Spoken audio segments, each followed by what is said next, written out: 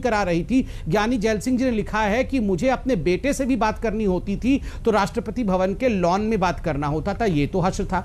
एक सासू मां अपनी बहू के ऊपर जासूसी कराती थी। ये सब कुछ आईबी के उस किताब में लिखा हुआ है।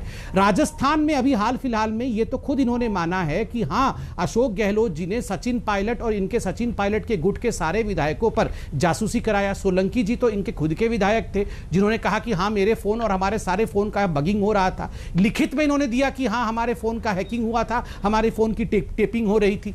और कैसा इतिहास चाहिए? और भी इतिहास देना है तो ये भी हम बता देंगे। बताइए गौरव वल्लभ जी। प्रोफेसर साहब जी, अंजना जी, मुझे लगता है ये मेरे भाई साहब को या तो मेरी आवाज जाती नहीं है, या मेरी हिंदी इनको समझ में नहीं आती, या मेरे उच्चारण में कोई समस्या है। मेरा सवाल दो ही है अंजना जी। ये जिसको चाहे गाली बोलते हैं। आप अगर सुन पा रही है तो अंजना जी आप सुना देना, क्योंकि इनको मेरी हिंदी समझ में नहीं आ रही।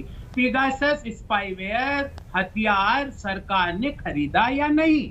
इसका आंसर भैया या तो होता है यस या नो। इसमें 4 ऑप्शन 6 ऑप्शन नहीं है, इसमें 2 ही ऑप्शन होते हैं संबित भैया, या तो यस या नो, और कोई इसका उत्तर नहीं हो सकता। दूसरा सवाल, अगर खरीदा तो किन किन लोगों का खिलाफ इस हथियार का प्रयोग किया?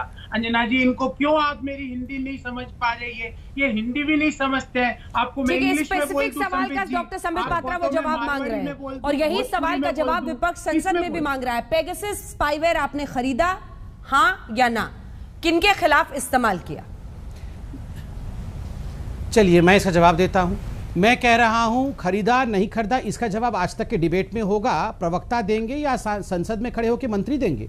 मंत्री इसका जवाब जब दे रहे थे आपने कागज फाड़कर फेंक दिया। आप संसद चलने दीजिए, ये सवाल संसद के पटल में रखिए, संसद के पटल पे मिलेगा। नंबर 2, आपने कहा किसके खिलाफ इस्तेमाल